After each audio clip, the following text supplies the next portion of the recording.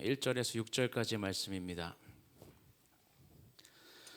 창세기 23장 1절에서 6절까지의 말씀.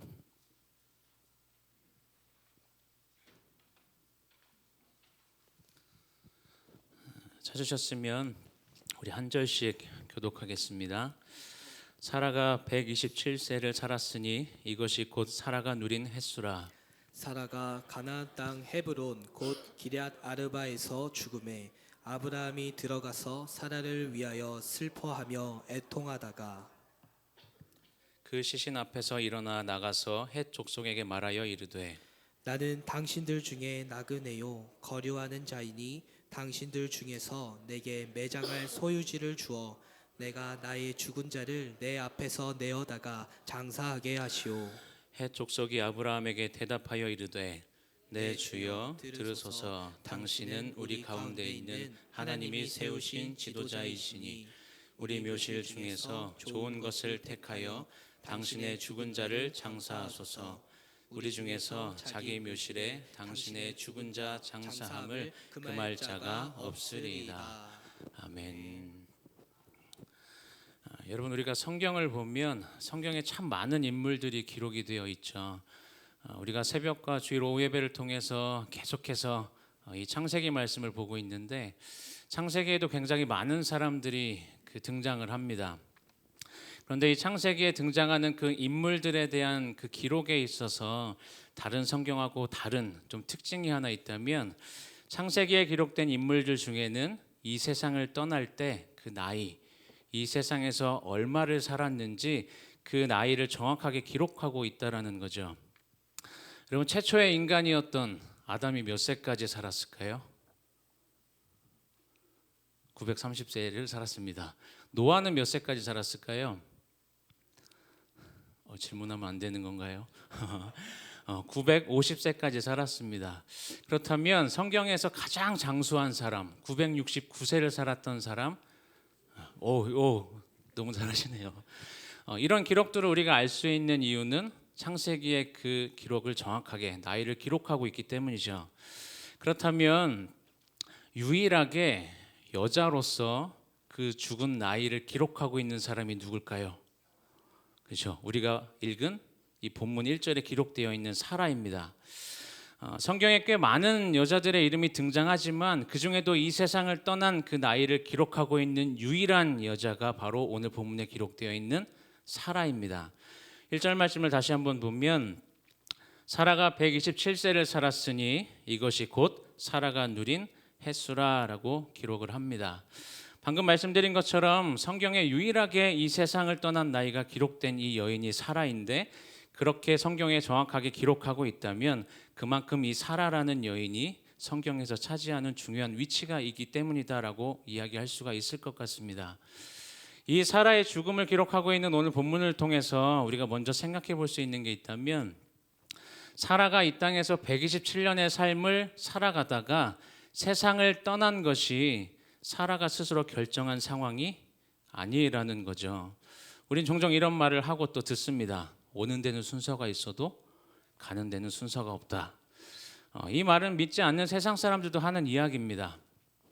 근데 믿는 우리 역시도 스스로 이 세상을 떠날 때가 언제인지를 정확히 아는 사람은 아무도 없다라는 거죠. 그런데 그렇게 불확실한 삶 속에서 확실한 사실 한 가지가 있는데 사라도 그렇고 우리도 그렇고 인간은 모두 다 하나님께서 허락하신 만큼만 이 땅에서의 삶을 누리고 살아간다는 거죠. 우리에게 언젠가 찾아오게 되는 종말, 우리가 두 가지를 이야기할 수 있을 것 같은데 작게는 하나님께서 허락하신 우리 개개인의 삶의 시간이 끝나는 순간, 죽음을 맞이하는 그 순간을 개인의 종말이라고 이야기할 수 있다면 좀 큰 의미에서는 예수님께서 다시 오시는 그때, 재림의 그때에 찾아오는 세상의 종말을 이야기할 수가 있을 겁니다. 그 종말에 대해서 성경이 뭐라고 기록하는가 하면 데살로니가전서 5장 1절과 2절 말씀에 이런 말씀이 기록되어 있습니다. 우리 같이 한번 읽어볼까요? 형제들아, 때와 시기에 관하여는 너희에게 쓸 것이 없음은 주의 날이 밤에 도둑같이 이를 줄을 너희 자신이 자세히 알기 때문이다. 이 말씀은 당연히 주님의 그 재림의 때 세상의 종말을 이야기하고 있는 말씀이지만 개인의 종말에서도 마찬가지인 것 같습니다. 세상의 종말이든 개인의 종말이든 동일한 것이 있다면 그 종말의 때와 시기를 아는 사람이 아무도 없다라는 거죠. 그리고 그 날은 밤의 도둑같이 이른다는 것입니다. 그래서 예수님도 이렇게 말씀하셨어요. 마태복음 25장 13절 말씀을 보면 그런즉 깨어 있으라 너희는 그 날과 그 때를 알지 못하느니라 라고 말씀합니다.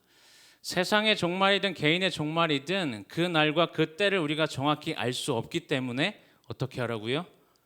그런즉 깨어 있으라 라고 말씀하신다라는 거죠. 여러분 깨어서 살아가고 계십니까? 여러분 깨어 살아가고 계세요? 여러분 우리가 어떻게 하는 것이 깨어 살아가는 것일까요? 깨어 있으라는 이 말씀을 우리가 문자적으로 받아들여서 24시간 잠도 안 자고 눈 뜨고 깨어 있는 그런 깨어 있음은 당연히 아닐 겁니다. 성경이 우리에게 말씀하는 이 깨어 있으라는 말의 의미는 하나님께서 우리에게 허락하신 그 삶의 매 순간마다 예수 그리스도 안에서 최선을 다하라는 의미죠.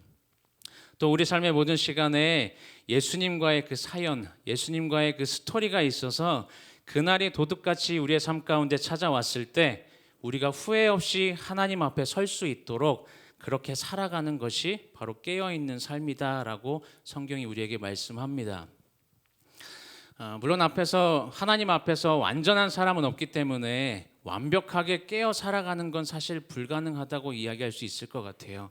그러나 완벽하진 않더라도 사도 바울이 이야기했던 것처럼 나는 날마다 죽노라라고 고백했던 그 고백처럼 끊임없이 올라오는 우리의 죄성과 인간적인 마음을 다 누르고 하나님께서 약속하신 그 말씀을 붙들고 믿음으로 살아가려고 노력하는 그 모습이 우리의 모습이어야 한다는 것이죠. 여러분 사라는 127년의 삶을 살았다고 기록했는데 이 127년의 삶을 사는 동안 과연 어떠한 삶을 살았을까요? 사라 역시도 죄성을 가진 인간이기 때문에 부족함이 있었을 것이고 연약함도 있었을 겁니다. 그러나 완벽하진 않았지만 주어진 삶 가운데 믿음으로 살았던 것이 바로 사라의 삶이었죠. 그래서 성경이 사라를 이렇게 평가합니다. 히브리서 11장 11절 말씀 같이 한번 읽어볼게요. 믿음으로 사라 자신도 나이가 많아 단산하였으나 잉태할 수 있는 힘을 얻었으니 이는 약속하신 이를 미쁘신 줄 알았음이라. 이 사라가 도대체 어떠한 삶을 살았길래 믿음의 사람이라는 평가를 받은 것일까 생각해 보면 방금 읽은 이 말씀처럼 이 말씀에는 나이가 많이 들어서 임신을 할 수 없는 상태였지만 하나님의 그 약속을 믿었기 때문에 믿음의 사람이다라고 기록을 합니다. 그런데 이것이 전부는 아니라고 이야기할 수 있을 것 같아요. 여러분 사라가 처음 성경에 등장할 때 뭐라고 소개하시는지 기억나십니까? 사라를 처음 소개할 때 창세기 11장 30절 말씀에 이런 말씀이 기록되어 있어요. 사례는 임신하지 못함으로 자식이 없었더라 라고 소개하는 사람이 이 사라였습니다. 이 당시 문화 속에서 자식이 없는 건, 자녀가 없는 건 여자에게 있어서 가장 괴롭고 수치스러운 일이었죠. 이 당시 문화 속에 자식이 곧 재산이라고 여겼던 것이 굉장히 강했기 때문입니다. 우리가 창세기를 볼 때 항상 아브라함 입장에서 많이 생각하게 되는데 사라의 입장에서 한번 생각해 보려고 하는데요. 이 사라는 자녀를 낳지 못해서 그렇게 괴롭고 수치스러운 삶을 살아가다가 65세가 됐을 때 하나님께서 남편을 찾아오셔서 이 남편 아브라함에게 하나님께서 부르시고 약속의 말씀을 주십니다. 그때 뭐라고 약속하세요? 너는 너의 고향과 친척과 아비집을 떠나 내가 내게 보여줄 땅으로 가라. 내가 너를 큰 민족을 이루고 내게 복을 주어 내 이름을 창대하게 하리니 너는 복이 될지라 라고 약속의 말씀을 주십니다. 아브라함이 이 말씀을 처음 받았을 때 당황스러웠을 수도 있을 것 같아요. 왜냐하면 자기에게 익숙했던 모든 것을 다 버리고 떠나야 했기 때문이죠. 그런데 어쨌든 이 아브라함은 그 말씀에 순종해서 떠납니다. 그런데 이 상황을 사라의 입장에서 본다면 자녀를 낳지 못하는 그 수치와 고통 속에서 살아가다가 하나님께서 어느 날 남편을 부르시고 약속의 말씀을 주셨는데 아마 그 약속의 말씀을 사라가 들었을 때 큰 희망과 기대가 생겼을 거예요. 왜요? 자녀를 낳지 못하는 상황이었는데 지금 남편에게 뭐라고 약속하셨어요? 내가 너로 큰 민족을 이루고 내게 복을 주겠다라고 말씀하셨기 때문이죠. 그렇게 약속을 받고 희망을 가지고 살아가는데 그렇게 시간이 흘러서 10년이라는 시간이 지나갑니다. 안타깝게도 그 10년이라는 시간이 지나가는 동안 아무런 일도 일어나지 않아요. 그러자 이 사라가 그 순간에 인간적인 방법을 선택을 합니다. 여러분, 우리도 만약 하나님과의 어떤 약속의 말씀을 붙들고 10년이라는 시간을 기다렸는데도 우리 삶 가운데 아무런 일이 일어나지 않는다면 우리 역시도 사라처럼 인간적인 방법들을 선택하며 살아갈 수밖에 없는 연약한 존재인 것 같아요. 이 사라가 선택했던 방법이 여종이었던 하갈을 통해서 아브라함의 후손을 잇게 하려고 한 거죠. 여기서도 한번 생각해 보시면 여러분, 사라가 하갈을 아브라함에게 들여보낼 때 어떤 마음이었을까요? 이 여종 하갈을 들여보낼 때 사라의 마음, 아마도 분명 하나님께서 남편에게 그 약속을 주실 때 큰 민족을 이루겠다라고 약속하셨는데 나는 자녀를 낳지 못하니까 그 약속이 나를 통해서 이루어지는 건 아닐 수도 있겠다라고 생각했을 수도 있을 것 같아요. 근데 16장의 내용을 보면 이 여종이었던 하갈을 통해서 그래서 아브라함의 대를 이으려고 인간적인 방법을 선택을 하죠. 근데 그렇게 내가 아는 하갈을 통해서 하나님의 그 약속이 이루어지기를 바라는 마음이 물론 그 사라의 마음 가운데 한켠에는 있었을지도 모르겠지만 사실 우리가 우리 자신의 모습을 보면서 느끼는 게 있다면 우린 한 가지 마음을 품을 수 있는 사람이 아니죠. 우리가 이런 마음 품으면 한켠에는 꼭 반대적인 마음이 있습니다. 우리가 하나님 앞에 뭔가 영광 올려드리는 어떤 삶을 살아가기 원한다고 하지만 그 한켠에는 인간적인 욕심이 전혀 없다고 말할 수가 없는 것 같아요. 이 사라도 말로는 상황적으로는 그 대를 잇기 위해서 하나님의 약속의 말씀을 이루어가는 상황 속에 비록 인간적인 방법을 선택했지만 그럼에도 불구하고 하나님의 약속이 이루어지기를 바라는 마음 한켠에 있었을지도 모르지만 한편으로는 이 하갈도 자녀를 낳지 못했으면 좋겠다라는 마음이 있었을 것 같습니다. 왜요? 그래야 75세가 되도록 그 자녀를 낳지 못하는 그 사라의 마음 가운데 조금 위로가 된다라고 생각할 수 있었기 때문이겠죠. 그런데 상황은 어때요? 결과적으로 하갈은 아들을 낳습니다. 임신을 하게 되고 임신을 했을 때 이 하갈이 자녀를 낳지 못하는 그 주인이었던 사라를 굉장히 무시하고 멸시했다라고 성경이 기록을 하죠. 그렇게 1년의 시간이 지나가고 사라가 76세가 됐을 때 하갈이 아들 이스마엘을 낳게 됩니다. 성경에 기록하고 있진 않지만 우리가 충분히 예상할 수 있는 상황이 있다면 아브라함이 86세의 여종 하갈을 통해서 이스마엘이 태어났을 때 아브라함이 어떠했을까요? 86세가 되도록 그 자녀를 기다리고 있었던 이 아브라함에게 비록 사라는 아니지만 여종이었던 하갈을 통해서 아들이 태어났을 때 아브라함은 당연히 기뻐했을 겁니다. 아브라함도 자녀를 기다리고 있었을 테니까 당연히 기뻐했겠죠. 그러나 그 아브라함의 기뻐하는 모습을 보고 사라의 마음은 어땠을까요? 굉장히 배신감과 괴로움이 컸겠죠. 그러한 삶 가운데 이 이스마엘을 바라보면서 13년이라는 시간 동안 굉장히 괴롭고 힘든 상황들 속에 이 13년이라는 시간이 흘러갑니다. 이 13년의 시간을 그 삶을 살아가면서 하나님의 약속의 말씀은 점점 희미해져 갔을 거고 어떠한 기대도 희망도 없는 상황처럼 여겨지는 때 그렇게 살아가고 있었을 때 아브라함이 99세가 됐고 사라가 89세가 됐을 때 하나님께서 다시금 찾아오셔서 사라를 통해서 아들을 낳을 것이다 라고 말씀하세요. 그래서 아브라함에게 약속하신 그 언약의 말씀을 사라를 통해서 낳은 그 아들 이삭을 통해서 이루실 것이다 라고 말씀합니다. 이 이야기를 들었을 때 사라는 또 한 번의 희망과 기대감을 가지게 됐겠죠. 그런데 이 일이 있은 지 얼마 안 됐을 때 성경의 내용을 보면 창세기 8장 18장 11절에 이런 말씀이 기록되어 있습니다. 우리 같이 한번 읽어볼까요? 아브라함과 사라는 나이가 많아 늙었고 사라에게는 여성의 생리가 끊어졌는지라. 자녀가 없어서 괴롭고 수치스러운 삶을 살아가던 중에 큰 민족을 이루시겠다라는 그 약속의 말씀을 듣고 희망을 가지고 아브라함과 함께 떠났는데 10년 동안 아무런 일도 일어나지 않아요. 비록 인간적인 방법을 선택했지만 여종을 통해서 이스마엘을 낳게 됐고 그 이스마엘을 바라보면서 더 큰 좌절감 속에 13년의 시간을 살아오던 어느 날 너를 통해서 낳을 그 아들 이삭을 통해서 약속을 이루실 것이다 라고 다시 말씀하셔서 또 한 번의 어떤 작은 희망이 생기는 것 같았는데 상황이 어때요? 이제는 몸이 자녀를 낳을 수 없는 상태가 되어버립니다.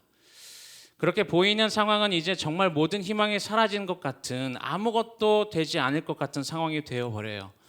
근데 심지어 이때 성경이 무슨 사건을 또 기록하냐면 아브라함이 처음도 아니고 두 번째로 사라를 아내가 아닌 누이라고 거짓말을 하면서 아비멜렉이 사라를 데려가는 상황까지 일어납니다. 그렇게 사라의 인생은 절망과 좌절의 연속이었다라고 이야기할 수가 있겠죠. 그런데 하나님께서는 하나님의 그 약속의 말씀을 이루시는 데 있어서 방해가 되는 모든 상황들을 다 막으신 것을 성경이 기록을 합니다. 그리고 특별히 21장 1절에 보면 이렇게 기록해요. 여호와께서 말씀하신 대로 사라를 돌보셨고 여호와께서 말씀하신 대로 사라에게 행하셨으므로, 하나님은 말씀하신 대로 사라를 돌보셨고 말씀하신 대로 사라에게 행하셔서 이 사라가 90세가 됐을 때 아들 이삭을 낳게 됩니다.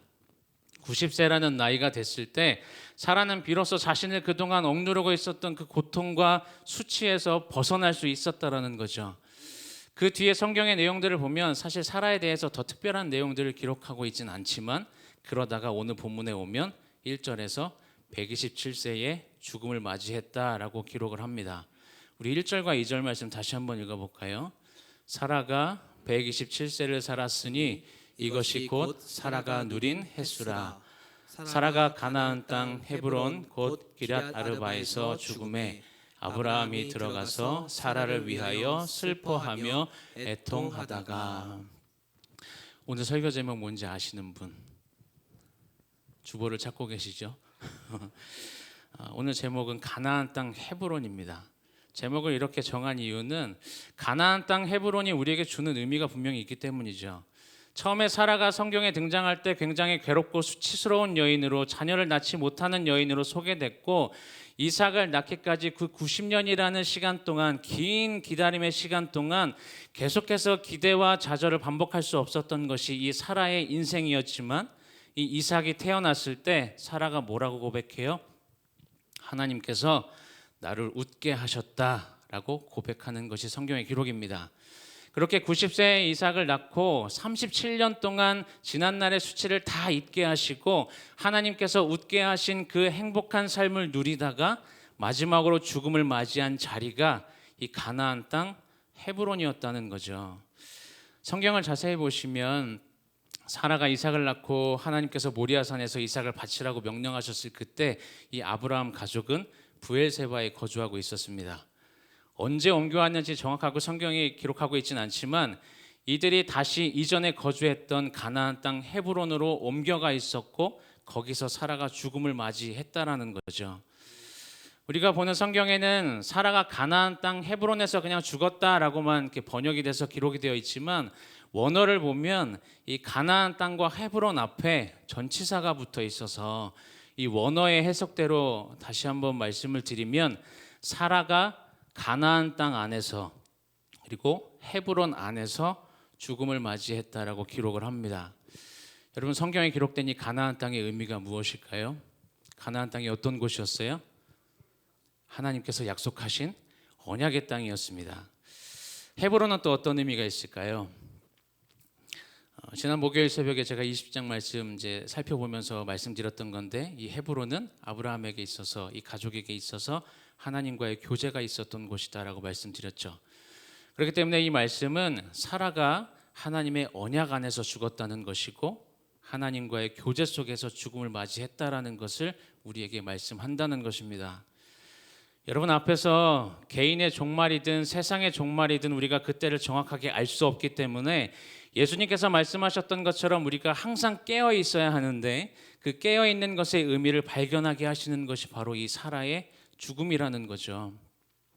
성도 여러분, 우리가 깨어 살아간다는 건 하나님의 언약 안에 살아가는 것임을 기억하시기 바랍니다. 우리가 깨어 살아간다는 건 끊임없는 그 하나님과의 교제 속에서 살아가는 삶인 것을 잊지 마시기를 바랍니다. 보이는 상황이 우리의 눈에 보이는 우리의 상황이 도무지 말씀대로 살아가기에는 불가능한 것처럼 보이는 상황일지라도 하나님의 그 약속을 우리가 분명히 신뢰하고 말씀대로 살아가기를 노력하면서 하나님과의 그 교제가 끊이지 않는 삶, 이렇게 살아가는 삶이 우리의 삶이어야 된다는 것을 오늘 이 가나안 땅 헤브론이라는 것을 통해서 우리에게 말씀하고 있다라는 거죠.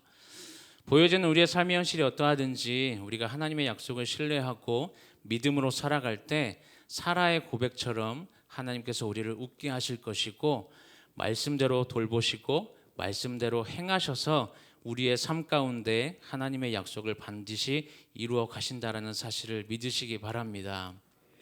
그렇게 하나님의 언약 안에서 하나님과의 교제 속에서 살아가다가 그날이 도둑같이 우리에게 이르렀을 때 후회 없이 하나님 앞에 설 수 있는 복된 삶을 살아가시기를 바랍니다.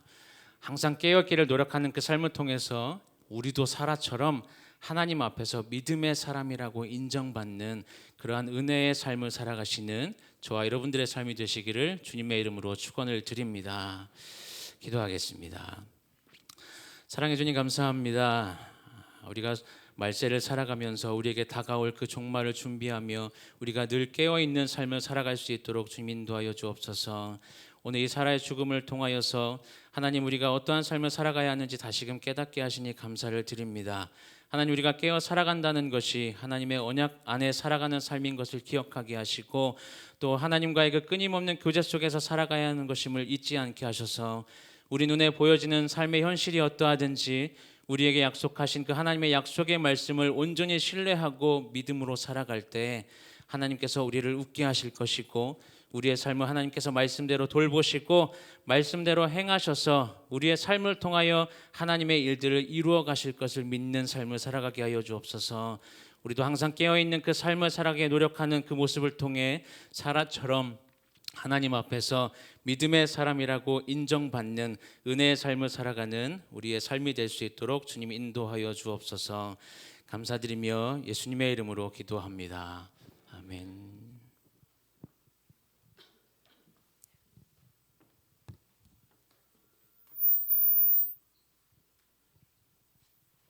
우리 고등부 태국 단기 선교를 하나님 아버지의 은혜로 예비하신 모든 풍성한 것들을 누리고 돌아왔습니다. 할렐루야.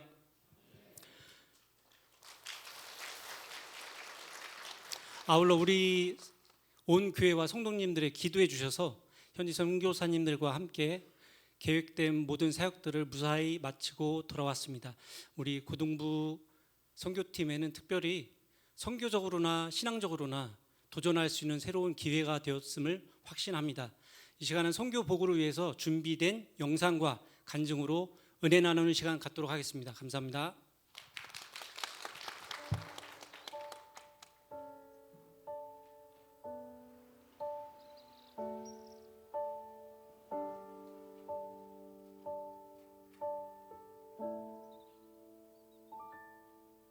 참 아름다운 곳이라 주님의 세계는 정말로 내가 나갔고 솔직할 수 있는 곳 조금이라도 내라 말할 수 없는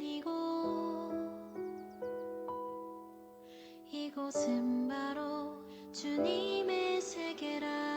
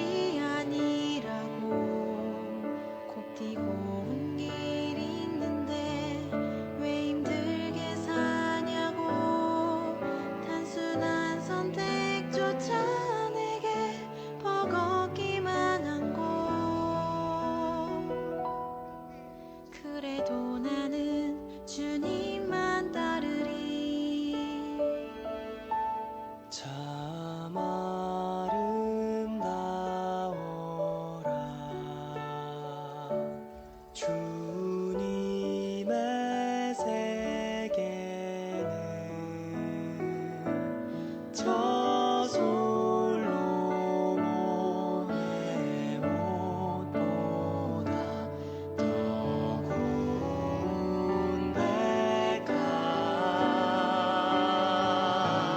주 찬송하는 듯 저 맑은 새소리 내 아버지의 지으신 그 솜씨 깊도다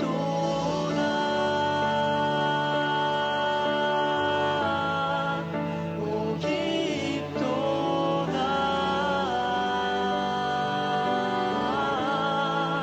오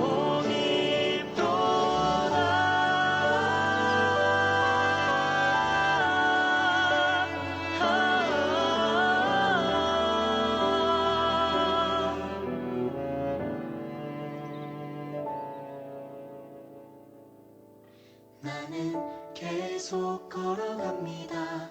수없이 넘어져도 사람들의 방향과는 조금 다르다 해도 내가 가는 길이 주가 가르쳐준 길이니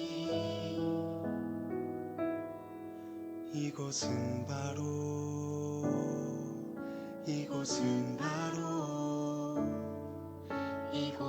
바로 주님의 세계라.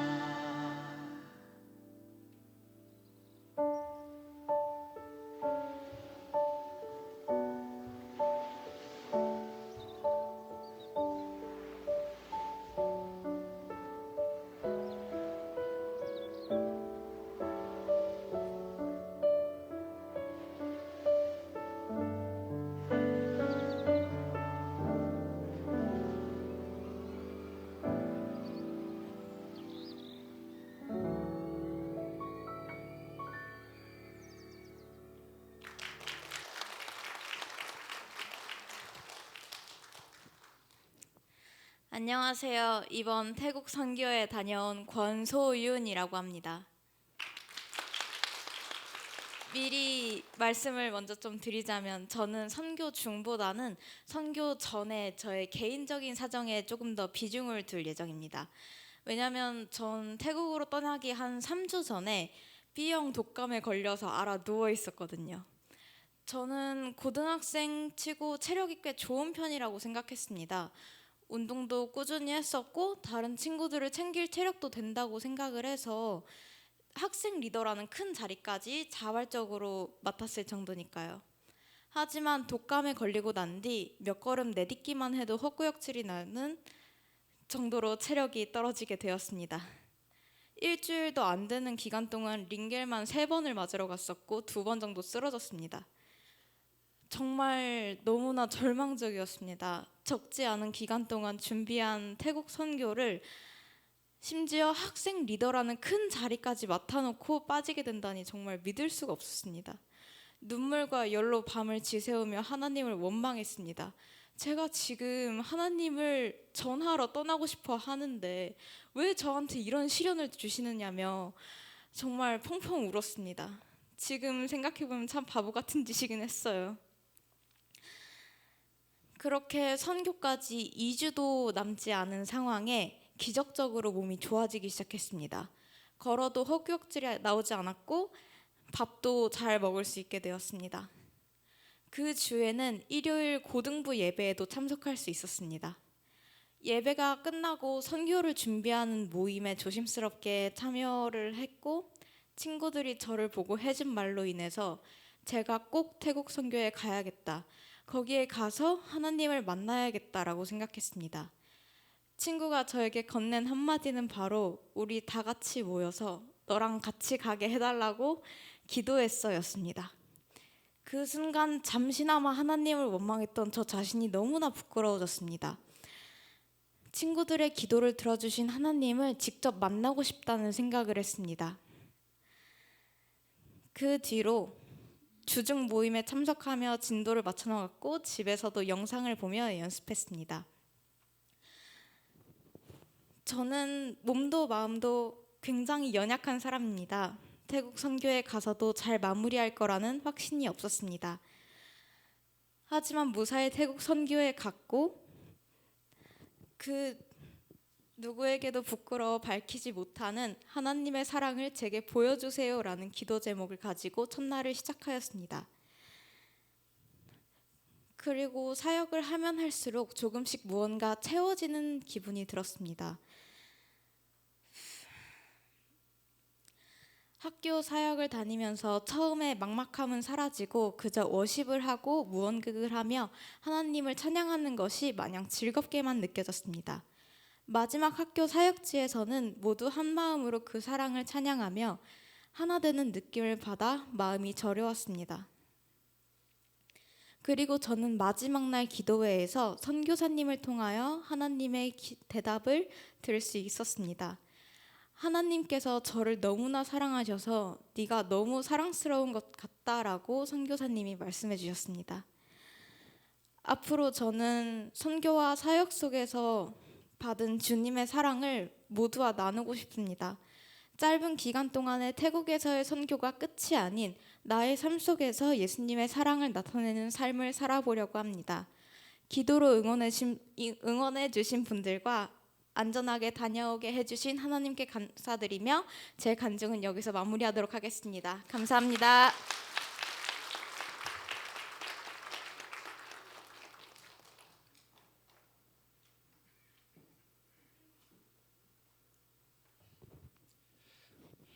안녕하세요. 저는 이번 태국 선교에 다녀온 신예준이라고 합니다.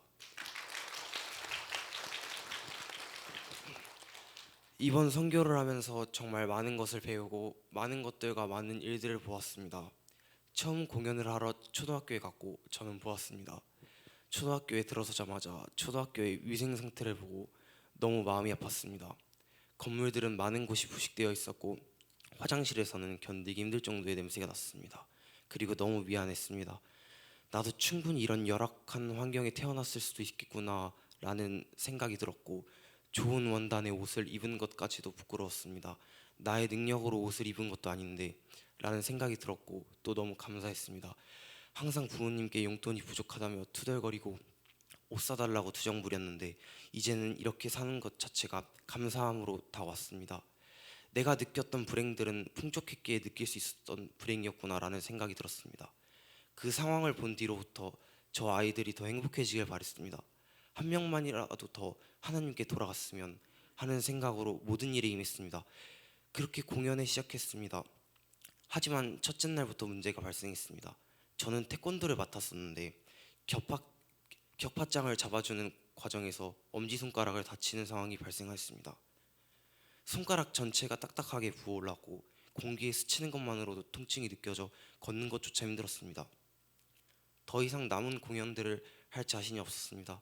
하지만 그 당일 남은 공연만 해도 많이 남았었고 그 다음날까지 공연이 있음에도 태국 선교 기간 안에 낫는 것이 불가능해 보일 정도로 절망스러운 상황이었습니다. 태국 아이들하고 농구도 하고 싶고 공연도 멋지게 하고 싶었는데 왜 제 앞길을 막으시는 거냐고 하나님을 원망하였습니다. 그런 마음과 동시에 간절히 기도하였습니다. 주님, 한 명이 빠지면 공연을 할 때 많은 피해가 발생합니다. 제발 남들에게 피해가 가지 않게 해달라고 남은 공연이라도 무사히 끝낼 수 있게 도와달라고 기도하며 낫는 기간 동안 하나님께 기도드리며 의지했습니다. 하지만 너무나 감사하게도 생각보다 빨리 낫게 되어 남은 일정과 공연도 무사히 끝낼 수 있었습니다. 그러면서 한 가지 생각이 스쳤습니다. 내가 손을 다쳤을 때 말고 선교 기간 동안 하나님을 의지한 적이 있었던가. 그리고 깨달았습니다. 내가 손을 다침으로 인해 좌절했었기에 하나님을 의지하며 등에 업혀올 수 있었던 거였구나 라는 생각이 들며 저에게 좌절감을 주신 거에 대하여 감사하게 생각하게 되었습니다.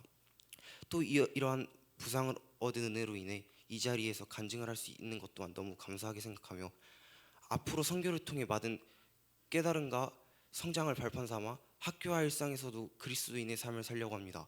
그 과정에서 많은 힘든 일을 마주할 수도 있습니다.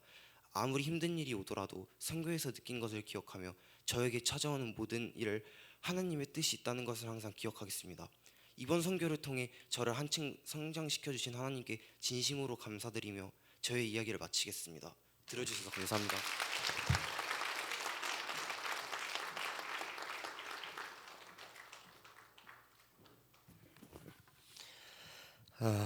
너무나 감사하네요. 다른 친구들도 다 간증할 게 많을 텐데 꼭 나 한 번 더 하고 싶은 사람 있죠? 없어요? 하고 싶은 사람 나오세요. 괜찮아요? 하고 싶은 사람 있는데 두 사람만 하라니까 그랬나 본데. 자, 우리 친구들 위해서 박수로 한번 이렇게 더 격려해 주시기 바랍니다. 감사합니다.